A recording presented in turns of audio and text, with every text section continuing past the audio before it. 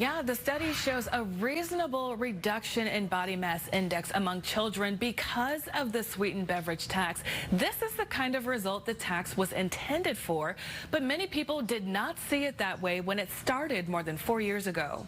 Seattle's sweetened beverage tax, once met with bitter pushback, now showing healthy results among the youngest population. The tax in Seattle seemed to be associated with a greater decline in BMI for children exposed to the tax by living in Seattle compared to a well-matched sample of children living in the surrounding cities that do not have a tax. The tax started in 2018, not a sales tax charged directly on consumers, but rather a tax on distributors to pay more money per ounce for sugary drinks.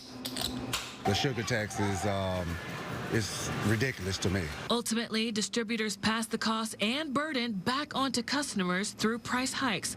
When the tax started, business owners say sales for juices and sodas fell flat. I feel every single day my sale is a decline because people stop buying the drinks. I've noticed a decline. More and more people are like shopping outside city limits and not actually going to small corner stores like we have here because, I mean, they can get it a lot cheaper.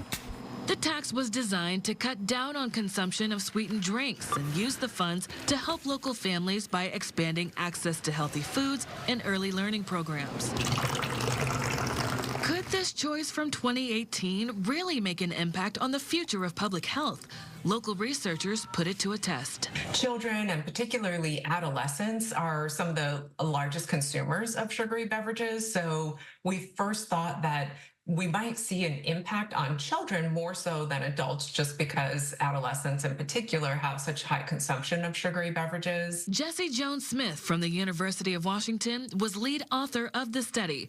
From August 2022 to March 2024, the university, along with partnering health agencies, studied more than 6,300 children in Seattle and neighboring cities. We looked at kids who were basically trending on the same level in BMI, so they were growing at the same rate on BMI before the tax, and then we look at how their rates differ after the tax. Jones-Smith says the research suggested the tax was associated in a reasonable reduction of body mass index in kids, which could be life-saving if addressed early.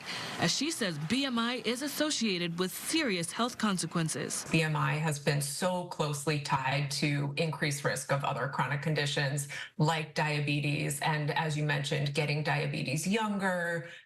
We used to rarely see diabetes in children, and now it's just become way more prevalent, and this is highly related to the obesity epidemic.